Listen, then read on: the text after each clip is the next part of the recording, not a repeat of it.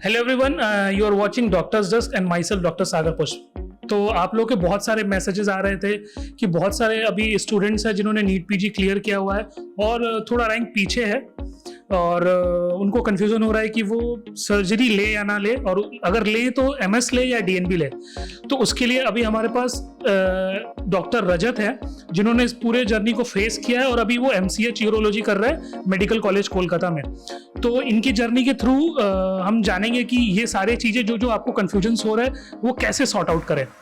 तो hello doctor Rajat, welcome to our doctors desk. So आपकी journey के बारे में थोड़ा शॉर्ट में जानेंगे। मैं एडमिशन लिया था मेडिकल कॉलेज कोलकाता में ही यूजी में 2012 साल में। वहाँ से अपना इंटर्नशिप और हाउस स्टाफशिप करने के बाद मैं रैंक मेरा आया था अराउंड 13-14,000। तो उसके बाद मेरा भी यही क्वेश्चन था कि मुझे सर्जरी लेना चाहिए कि नहीं, मुझे एमएस लेना चाहिए कि डीएनबी लेना चाहिए कि और कोई जर्नी में जाना चाहिए, ऑल टुगेदर डिफरेंट। तो I was actually lost at that time. उसके बाद आया फर्स्ट क्वेश्चन कि मुझे सर्जरी लेना चाहिए कि नहीं। तो मैं सर्जरी लिया बीआर सिंह में, जो मेरा एक फ्लूक था क्योंकि मैं बीआर सिंह में डीएनबी लूंगा ऐसा पहले सोचा नहीं था। पर जब लिया और उसके बाद 2020 से 2023 तक मेरा 3 साल गुजर गए, उसके बाद I was confident as a surgeon. And after that 2023 में ही नीट एसएस का एग्जाम हुआ और मैं अभी फर्स्ट ईयर में हूँ मेडिकल कॉलेज कोलकाता में यूरोलॉजी में। थैंक यू डॉक्टर रजत। तो सबसे पहला इंपॉर्टेंट क्वेश्चन जो सब लोग जानना चाहते हैं कि आगे मतलब सर्जरी क्यों लिया? और भी बहुत सारे ब्रांचेस थे, तो आपने ऐसे बहुत लोगों के जो कन्फ्यूजन हुआ कि मैं ये ब्रांच लूँ या ना लूँ। तो जो अगर जिनको सर्जरी लेना है तो उनको क्या क्या चीज़ों का ध्यान रखना चाहिए, क्योंकि आगे की लाइफ बहुत टफ होने वाली है, उसके अकॉर्डिंग आप क्या बोलेंगे? फर्स्ट जो चीज है वो होता है तुम अपने अंदर ढूंढो कि तुम कौन से सब्जेक्ट के लिए बने हो। Because choosing your subject in a post graduation level is more difficult than choosing your life partner, because ये तुम पूरा जिंदगी भर तुम इस सब्जेक्ट को लेके रहोगे और ये सब्जेक्ट तुमको लेके रहेगा। तो तुमको अपने अंदर झांकना है कि तुम क्या चाहते हो, तुमको कौन सा पेशेंट देखना अच्छा लगता है, कौन सा काम करना अच्छा लगता है, कौन से तरह के काम में तुम्हारा ज्यादा इंटरेस्ट है। क्योंकि हर एक सब्जेक्ट में बहुत सारे प्लस पॉइंट्स है, माइनस पॉइंट्स है। सर्जरी में जैसे तुमको काटने मिलेगा, तुम बहुत सारा कुछ करोगे, there will be a definitive procedure जहां तुम एक पेशेंट बहुत पेन लेके या बहुत कुछ डिफिकल्टीज लेके आएगा उसके लाइफ में, और तुम कुछ इंटरवेंशन करोगे जिसके बाद वो पेशेंट बहुत खुशी खुशी घर जाएगा। ये खुशी जैसे तुम्हारा सर्जरी में है, सर्जरी में बहुत सारे गंदे काम भी हैं। जब कोई पेशेंट ऑब्स्ट्रक्शन लेके आएगा या कोई पेशेंट दूसरा ऐसा कुछ लेके आएगा, कोई गंदा वुंड लेके आएगा, कोई बहुत खून बह रहा है ऐसा आएगा, तो you have to be ready on your toes.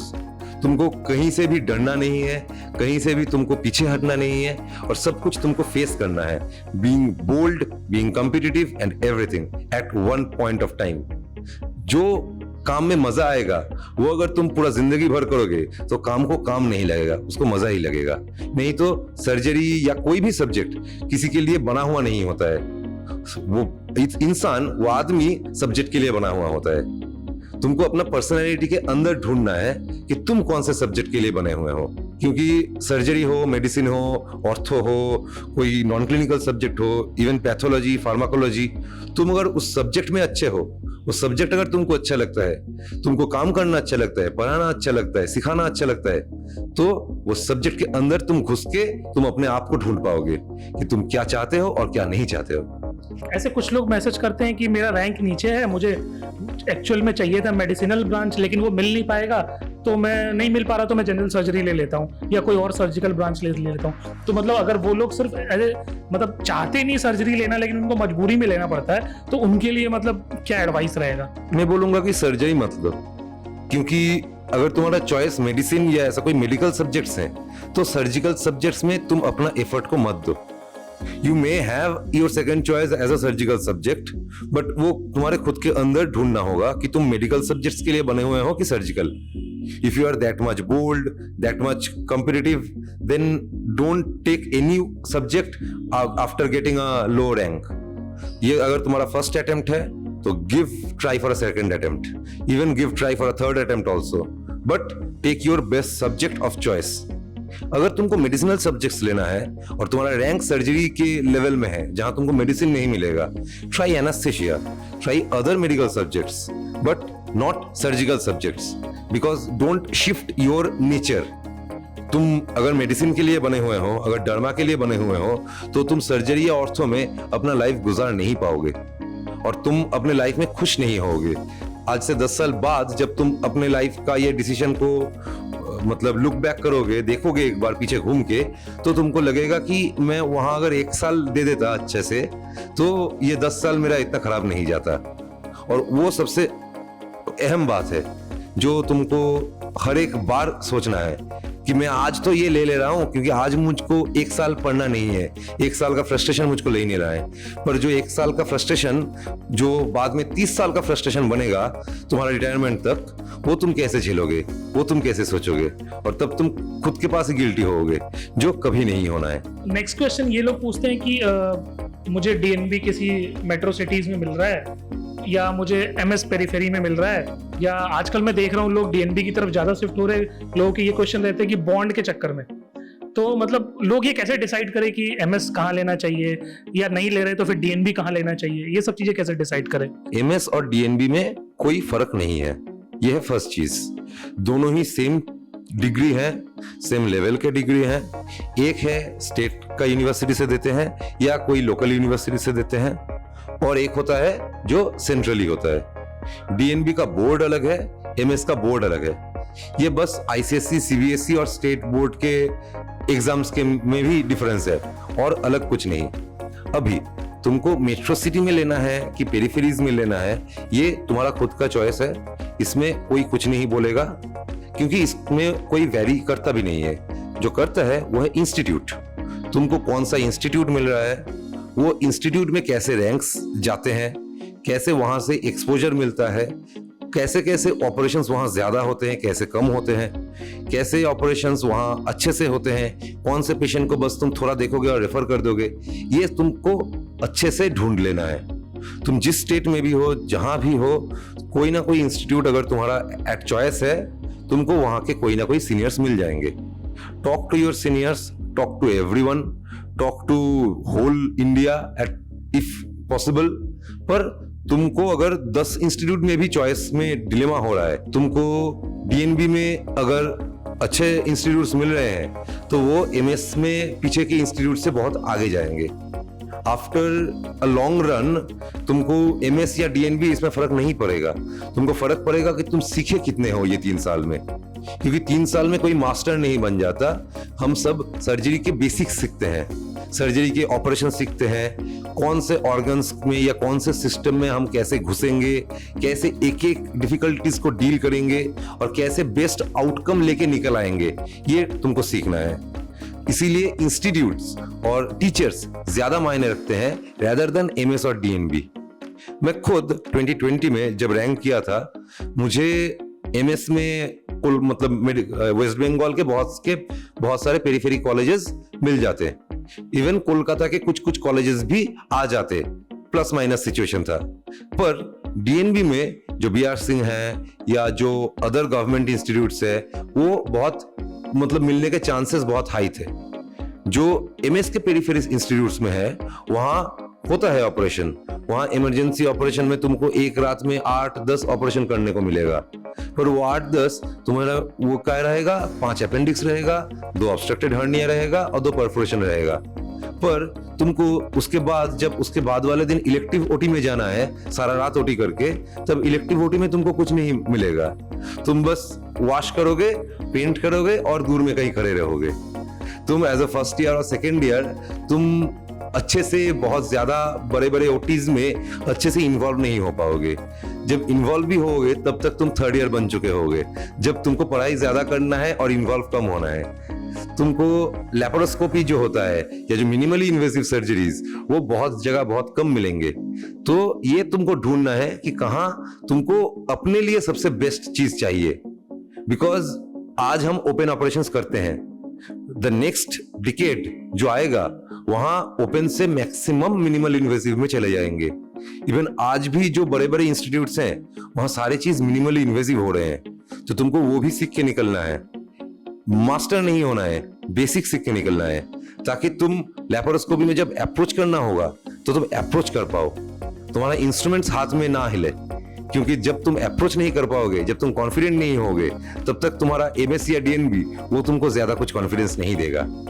मैं अपने कंटेम्पोररी बहुत सारे एमएस डॉक्टर्स को देखा हूं जो एक्चुअली मिनिमली इन्वेसिव में कॉन्फिडेंट नहीं है, जस्ट बिकॉज उनको एक्सपोजर नहीं मिला है। बस वो एमएस मिल जाएगा, अच्छे रैंक किए थे इसलिए गए थे। पर जब मैं डीएनबी किया उसके बाद मैं उन लोगों को अभी मिनिमली इन्वेसिव सिखा रहा हूं अपने साथ, और वो लोग सीख रहे हैं कि हाँ, एमएस लेने से डीएनबी लेना कहीं ज्यादा अच्छा था कुछ कुछ लोगों के लिए। यही तुमको अपने हिसाब से ढूंढना है कि तुम्हारा रैंक में, तुम्हारा स्टेट में, तुम्हारा जैसे तुम जैसे सोचोगे वैसे कैसे कैसे इंस्टीट्यूट्स लेना है, और institute specific pros and cons क्या है, because surgery specific pros and cons they are very vast. ये सबसे अच्छा पॉइंट बोला कि ये 3 साल के बाद से कोई मास्टर ऑफ सर्जरी बन के नहीं निकलेगा। मेनली फोकस रहेगा कि बेसिक जो ऑपरेटिव प्रोसीजर्स हैं वो आपको आने चाहिए, और जो भी ऐसे क्रिटिकल केसेस हैं उनको आप कैसे डील करके बेटर आउटकम निकालें, और उस पॉइंट ऑफ टाइम पे कैसे मैनेज कर पा रहे हैं। तो नेक्स्ट क्वेश्चन आता है कि मान लीजिए कि जैसे आपने बीआर सिंह लिया, अब बहुत सारे लोग मुझे मैसेजेस कर रहे हैं कि बीआर सिंह लेना है, तो अगर उनके लिए क्या रहना चाहिए कि मतलब आपके अकॉर्डिंग, जैसे मैंने अपने अकॉर्डिंग तो बता दिया, आपके अकॉर्डिंग क्या एडवांटेज और डिसएडवांटेज है बीआर सिंह और इसके जैसे बाकी हॉस्पिटल्स जो सेंट्रल गवर्नमेंट के हैं या स्टेट गवर्नमेंट के हैं, उनमें एडवांटेज डिसएडवांटेज क्या रहेगा अगर आप लेते हैं डीएनबी? तो डीएनबी में there are 3 category of institutes. एक होंगे जो स्टेट के कुछ डिस्ट्रिक्ट हॉस्पिटल्स या गवर्नमेंट हॉस्पिटल्स हैं जिनमें डीएनबी कोर्स लाया गया है। एक होंगे कुछ सेंट्रल इंस्टीट्यूट, जैसे रेलवे के कुछ इंस्टीट्यूट्स हैं, बीआर सिंह जैसे, और भी बहुत सारे ऐसे सेंट्रल इंस्टीट्यूट्स कुछ हैं। और 3 रहेगा स्टेट के अंदर अपने प्राइवेट इंस्टीट्यूट्स। अभी जो स्टेट के डिस्ट्रिक्ट हॉस्पिटल्स या गवर्नमेंट हॉस्पिटल्स जो हैं उनमें तुमको इमरजेंसी केसेस ज्यादा मिलेंगे, इलेक्टिव केसेस कम मिलेंगे, और जो स्पेशलिटी ऑपरेशंस होते हैं या जो सुपर स्पेशलिटी के केसेस होते हैं वहां किए जाते हैं वो एकदम ही कम मिलेंगे, ऑलमोस्ट निल। जो प्राइवेट के इंस्टीट्यूट्स होंगे वहां सुपर स्पेशलिटी केस तुमको नहीं मिलने वाले, क्योंकि वो जनरल सर्जन्स नहीं करेंगे। वहां तुमको जनरल सर्जरी के केसेस अच्छे से मिलेंगे, बड़े बड़े ऑन्कोलॉजी केसेस या अदरवाइज कुछ जो केसेस जो जनरल सर्जन करते हैं वैसे मिलेंगे। तो you will get into every system, you will get many complex patients जैसे प्राइवेट में जाते हैं, पर तुमको अपना हैंड्स ऑन प्राइवेट में करने बहुत कम देंगे, जो तुमको सेंट्रल इंस्टीट्यूट्स जैसे बीआर सिंह या स्टेट इंस्टीट्यूट्स में तुमको हैंड्स ऑन जो मिलेगा। तो अगर तुम अपना कॉन्फिडेंस के बारे में बता रहे हो कि तुम कितना काट पाओगे, उसमें सेंट्रल इंस्टीट्यूट्स और state institutes will be better than private institutes. और अगर तुम ये ढूंढ रहे होगे कि तुम कैसे अच्छे अच्छे केसेस देख पाओगे, कैसे तुम्हारा एकेडमिक्स बेटर होगा, then private institutes will be a bit better than central और स्टेट इंस्टीट्यूट्स जहां एकेडमिक्स बहुत कम है। अभी ये तुम अपने हिसाब से जो इंस्टीट्यूट्स सोचोगे उसमें तुमको थोड़ा बात करना होगा कि वहां कैसे हैंड्स ऑन मिलते हैं, क्योंकि I can tell about West Bengal. यहाँ जो अपोलो है, जो नारायणा है, आर एन टेगोर, और जो अलग अलग और भी इंस्टीट्यूट्स हैं, पीयरलेस या मेडिका, यहाँ कुछ जगह हैंड्स ऑन मिलते हैं, कुछ जगह हैंड्स ऑन कम मिलते हैं। कुछ जो सीनियर सर्जन्स रहेंगे जहां जिनके अंडर तुम काम करोगे, कुछ सर्जन्स ज्यादा कॉन्फिडेंट हैं तो वो अपने जूनियर को दे देते हैं लिबर्टी ज्यादा, कुछ कम कॉन्फिडेंट होते हैं जो कम लिबर्टी देते हैं। ये हर जगह वेरी करेगा, हर टाइम में वेरी करेगा, और ईच एंड एवरीवन के लक के ऊपर डिपेंड करेगा। तुमको अपने हिसाब से काम देखना है, काम निकल के लाना है, क्योंकि 3 साल के बाद तुमको सीख के निकलना है और सर्जन बन के निकलना है। लोग सबसे ज्यादा डरते हैं डीएनबी से, क्यों? एकेडमिकली सोचते हैं वो बहुत वीक हो जाएंगे और वो पास नहीं हो पाएंगे। मतलब ये पासिंग रेट और एकेडमिक्स का चक्कर बहुत है लोगों को। सर्जन अगर तुमको बनना है तो तुमको पढ़ने से ज्यादा काटना है, पर अगर तुम ना पढ़ के काटने जाओगे ना तो तुम ठीक से नहीं काटोगे, तुम गलत काटोगे। और ठीक से काटना सबसे ज्यादा मायने रखता है पेशेंट के लिए। तो academics is important hands on is important and no one comes first. Hands on and academics एक साथ ही तुमको आगे बढ़ना है। अभी एमएस में तुमको मेडिकल कॉलेजेस में ज्यादा एकेडमिक्स मिलेंगे, डीएनबी में तुमको कम एकेडमिक्स मिलेंगे, ऐसा हर जगह नहीं है। कुछ जो मेट्रो सिटीज के मेडिकल कॉलेजेस होते हैं वहां एकेडमिक्स थोड़े ज्यादा रहते हैं, पेरिफेरीज के मेडिकल कॉलेजेस में एकेडमिक्स थोड़े कम रहते हैं। जो सेंट्रल इंस्टीट्यूट्स या जो स्टेट गवर्नमेंट इंस्टीट्यूट्स होगा डीएनबी के, उसमें एकेडमिक्स थोड़ा कम रहता है। जो प्राइवेट इंस्टीट्यूट्स होगा वहां एकेडमिक्स थोड़ा ज्यादा रहता है। But academics comes secondary, because जब तुम पढ़ते पढ़ते हर एक पेशेंट के लिए पढ़ते पढ़ते जाओगे, तुम कुछ पढ़ोगे, कुछ डिजीज जानोगे, कुछ अपने टीचर्स के साथ राउंड्स में सीखोगे, कुछ अपने सीनियर्स के साथ सीखोगे। जूनियर्स को जब तुम कुछ सिखाने जाओगे तब उनका क्वेश्चन फेस करने के लिए तुम कुछ सीखोगे। ऐसे धीरे धीरे तुम एक अच्छे सर्जन बनते जाओगे। और आखिर में जो डीएनबी का जो एग्जाम आता है वो अलग कुछ नहीं होता है। एमएस के एग्जाम्स में कुछ ब्रॉड क्वेश्चंस आते हैं जो हम लोग छोटे उम्र से लिखते आ रहे हैं। एक ब्रॉड टॉपिक जिसके अंडर हम ब्रॉड बहुत सारे चीजें लिखेंगे। डीएनबी में क्वेश्चंस उतना ज्यादा ब्रॉड नहीं होते हैं, पर क्वेश्चंस कॉमन ही आते हैं। अगर तुम पासिंग रेट के बारे में बोलो तो it varies actually between subjects. Surgery के या मेडिसिन के सब पासिंग रेट्स बहुत अच्छे हैं, इवन गायनी। अगर तुम देखो ऑर्थो या पेडी, उसके पासिंग रेट्स थोड़ा कम है। पर इट ऑल कम्स डाउन कि तुमको कितना एक्सपोजर मिला है, हर एक लाइन में एक्सपोजर मिला है कि नहीं, कि तुमको जनरल सर्जरीज के बेसिक टॉपिक्स, बेसिक जनरल एकदम, एब्डोमेन के अंदर कैसे घुसना है नहीं है, यूरो, ओंको, ब्रेस्ट, ट्रांसप्लांट, सब कुछ थोड़ा थोड़ा कुछ कुछ पता है कि नहीं। अगर थोड़ा कुछ भी होगा ना, बाकी तुम जब आखिर में एग्जाम के पहले 2 महीने थ्योरी पढ़ने बैठोगे, वो 2 महीने में ही तुम्हारा निकल के आ जाएगा। क्योंकि जो मेरे कॉन्टेम्पोररी एमएस सर्जन्स थे वो लोग अपना एमएस निकाल लिए हैं, तो वो लोग मैक्सिमम लोग अभी बॉन्ड कर रहे हैं। कुछ गिने चुने लोग जो पढ़ने में बहुत अच्छे थे वो लोग एमसीएच निकाल लिए। और जैसे डीएनबी में तुम्हारा बहुत ज्यादा स्ट्रेस लेना होता है due to that passing rate, तुम स्ट्रेस लोगे, पर जब एग्जाम निकल के आएगा और एसएस भी निकल जाएगा तब तुम सोचोगे कि डीएनबी लेना एक्चुअली अच्छा था रेदर देन एन एमएस। क्योंकि जब तक वो लोग बॉन्ड करके निकलेंगे तब तक मेरा एमसीएच खत्म हो गया होगा। सबसे अच्छा पॉइंट बताया आपने कि आपके साथ उन्होंने एमएस के लिए ज्वाइन किया, आपने डीएनबी ज्वाइन किया, वो पास होके 3 साल बॉन्ड कर रहे हैं, और आपने मतलब डीएनबी एग्जाम क्लियरेंस के साथ उन्होंने NEET super speciality exam clear किया और आप अभी एमसीएच कर रहे हैं। तो जब तक आपका एमसीएच कंप्लीट होगा वो 3 साल आपसे वैसे ही पीछे हो गए बॉन्ड के चक्कर में। तो ये एक बहुत अच्छा पॉइंट है जो सबको ध्यान रखना चाहिए, जो एमएस और डीएनबी को लेके कंफ्यूज है। लेकिन एक क्वेश्चन है कि लोग बोलते हैं डीएनबी में एकेडमिक्स नहीं है, फिर मतलब आपने फर्स्ट अटेम्प्ट में ही जैसे डीएनबी एग्जाम क्लियर किया वैसे ही आपने सुपर स्पेशलिटी भी एग्जाम क्लियर कर लिया, मतलब ये चीज कैसे? एकेडमिक्स क्या है, व्हाट इज एकेडमिक्स, ये फर्स्ट क्वेश्चन है। जो एकेडमी आता है वो आता है लर्निंग से। तुम अगर क्लास हो रहा है, क्लास में बैठ के पढ़ रहे हो तो तुम सीख सकते हो। तुम जब काम में घुले मिले हुए हो तब भी तुम सीख सकते हो। अल्टीमेटली तुमको सीखना है।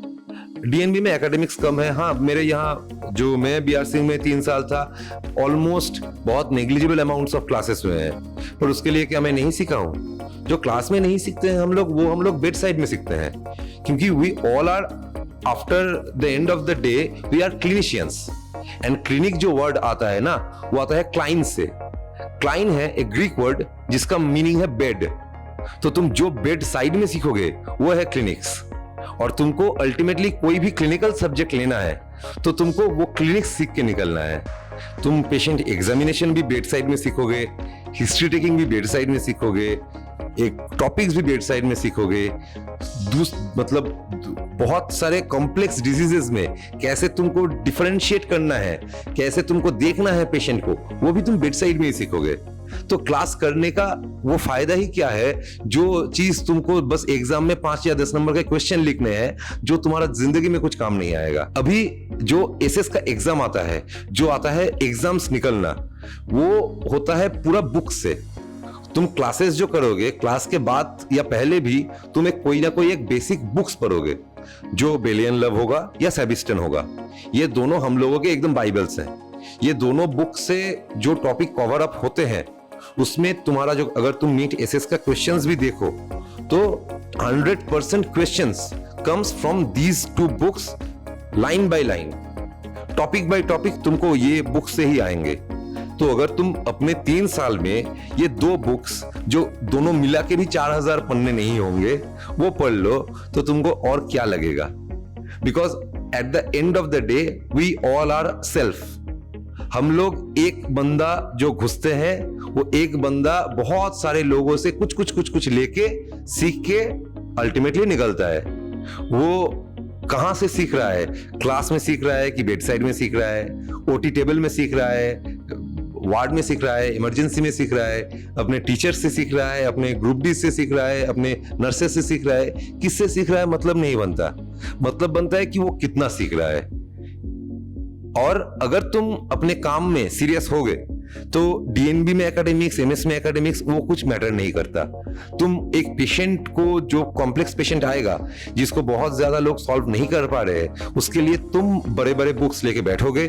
तुम वो पेशेंट के डिजीज को सॉल्व करने के लिए बहुत सारे लोगों से हेल्प लोगे, जो तुम्हारे सीनियर्स हैं, जो बाहर में हैं, जो बहुत दुनिया में एमिनेंट सर्जन्स हैं, उनसे सजेशंस लोगे और तुम सजेशन लेके देखोगे और देखते देखते तुमको कुछ हल निकालना है। क्योंकि कोई एक पेशेंट तुम्हारे पास आएगा अपना तकलीफ लेके और उस तकलीफ को तुमको हल करके निकालना है। जब तक ना तुम उसको आराम दे पाओ तब तक तुम्हारा काम अच्छा नहीं हुआ है और तब तक तुम्हारा एकेडमिक्स कोई मायने नहीं रखता है तुम्हारा सर्जन बनने में। जैसे आपने अभी एमसीएच ज्वाइन किया तो लोग बोलते हैं कि डीएनबी करने के बाद से अगर आप जाके एमसीएच करते हैं तो आप डीएनबी करके आए हैं एज कम्पेयर टू एमएस वाले तो आपको इंफीरियर माना जाता है। तो आपने ऐसा डिपार्टमेंट में आपने फील किया कि मतलब ऐसा कुछ होता है? ये जो बोलते हैं ना, जो लोग डीएनबी को इंफीरियर माना जाता है एमएस से, वो लोग एक्चुअल सिनेरियो देख के बोलते नहीं है। वो खुद एमएस किए हैं इसके हिसाब से कोई कोई बोलता है। किसी को पता नहीं है कि डीएनबी में क्या करना चाहिए क्या नहीं, इसीलिए बोलते हैं। क्योंकि मैं जो खुद के डिपार्टमेंट में फील किया हूं, I feel superior than others because I got much more exposure than others. I got actually, मेरे जो सेकेंड ईयर और थर्ड ईयर लोग भी हैं वो भी बहुत सारे काम करने में कॉन्फिडेंट नहीं है, जिसके लिए वो लोग मुझे आगे ढकेल देते हैं और मैं खुशी खुशी चला जाता हूं। क्योंकि अगर मैं ज्यादा स्ट्रेस लेता हूं, ज्यादा रिस्पॉन्सिबिलिटीज लेता हूं तो अल्टीमेटली वो मुझे सीखने को ही मिलेगा। और मेरे जो सीनियर्स हैं, मेरे जो टीचर्स हैं, वो भी बहुत काम में मेरे कॉन्टेम्पोररी जो एमएस है उससे ज्यादा मुझे चाहते हैं, क्योंकि मेरा डीएनबी में बहुत वेरिड एक्सपोजर्स रहता है और वो वेरिड एक्सपोजर उनके काम में भी बहुत हेल्प करता है। मैं जैसे बीआर सिंह में किया हूँ, यहाँ तो मेरे एचओडी ही मुझे मिले हैं जो यूरोलॉजी के हैं, और जब मैं अभी यूरोलॉजी कर रहा हूँ तो उनके बहुत सारे फिलोसॉफीज हैं यार, उनके बहुत सारे सिखाए चीजें हैं जो मुझे बहुत काम आता है। और जब मैं अपने सीनियर्स के साथ वो चीज डिस्कस करता हूँ कि सर आप ऐसे बोल रहे हो, मैं ऐसे सीखा था या उनसे ऐसे सुना था, या बहुत सारे और लोग ऐसे ऐसे बोले थे, तो उनसे मेरा discussion as a student to teacher नहीं होता है, as a clinician to clinician होता है। और ये रेस्पेक्ट जब तुमको मिलेगा तब तुम्हारा सीखना और भी अच्छा हो जाएगा। तो there is nothing like MS is inferior to superior to DNB, और तुमको डीएनबी में कुछ इंफीरियरिटीज जगह मिलेंगे। कुछ जगह अगर डिपार्टमेंट तुम्हारा टॉक्सिक है तो वहां तुमको कुछ भी बोल सकते हैं, कुछ भी कर सकते हैं, पर वो डिपार्टमेंट का टॉक्सिसिटी है, वो एमएस या डीएनबी का डिफरेंस नहीं है। तुमको अच्छे जगह से करके, अच्छे से सीख के, कॉन्फिडेंट होके निकलना है। उसके बाद कुछ सुपीरियर कुछ इंफीरियर नहीं रहेगा। क्योंकि जब मैं 2020 में लिया था एमएस छोड़ के डीएनबी, जो बहुत कम लोग करते हैं, तब मुझे एक मेरे बहुत सीनियर सर्जन है जो अभी ऑलमोस्ट मतलब रिटायर कर चुके हैं, वो बोले थे कि उनका बेटी को जब एग्जाम देना पड़ा एमएस का, तो they know that they have to study a bit and the institute will provide the degree to them. क्योंकि एमएस में तुमको कॉलेज में घुसना होता है, इंटरनल एग्जाम्स होते हैं, इंटरनल सेंटर्स होते हैं, कुछ एक्सटर्नल एग्जामिनर्स भी आते हैं, तो वो तुम्हारे कॉलेज में ही मार्क्स देके जाते हैं। तो you are provided with a degree, you don't take the degree too much seriously. पर डीएनबी में तुम्हारा इंटरनल एग्जामिनर्स तुम्हारा कोई मायने नहीं रखेगा, तुम्हारा सेंटर कोई मायने नहीं रखेगा एग्जाम में। एग्जाम तुमको थ्योरी कहीं देना है, तुम्हारा कॉपी पूरा इंडिया में कहाँ डिस्ट्रीब्यूट होगा तुमको भी नहीं पता, तुम्हारे टीचर्स को भी नहीं पता। तुम जब प्रैक्टिकल देने भी जाओगे तो बाहर कहीं जाओगे जहां you will be judged just as a student, not कि तुम कौन से इंस्टीट्यूट से आए हो या कैसे स्टूडेंट हो। तो तुमको अपना डिग्री उनसे छीन के लेना होता है, ऐसे नहीं कि वो अब एक डिग्री तुमको दे देते हैं। और कोई भी एग्जामिनर हो ना, वो एक ही चीज देखते हैं कि ये बंदा को जो मैं पास करवा रहा हूं वो उस सब्जेक्ट के लिए सेफ है कि नहीं। तुम एज ए सर्जन इंसान तो नहीं मारोगे, बस वो ऐसा ही चीज देखते हैं और कुछ नहीं। You have to be clear in your basics. MS DNB doesn't matter at all. तुम जो भी काम करो, जो भी डिग्री करो, अपना काम अगर सीरियसली कर रहे हो तो तुम अपने लाइफ में आगे बढ़ जाओगे। तुम MS लो, DNB लो, कहीं से भी कुछ भी लो। तो मैं आशा करता हूँ कि जितने लोग के जो डाउट्स थे MS और DNB को लेके डॉक्टर रजत के जर्नी और उनके थॉट और उनके एडवाइस से के हेल्प से क्लियर हुए होंगे। उसके अलावा भी और किसी के डाउट्स हैं तो काइंडली कमेंट सेक्शन में अपने डाउट्स कमेंट करें, डाउट्स को लिख के फिर हम इसको रीचेक करके आपके कमेंट का आंसर हम डॉक्टर रजत से दिलवाएंगे। So thank you doctor Rajat for joining us. आपने अपना फर्स्ट ईयर में हमारे जो स्टूडेंट्स हैं उनके लिए टाइम निकाला अपनी जर्नी शेयर करने के लिए, तो thank you and thanks a lot.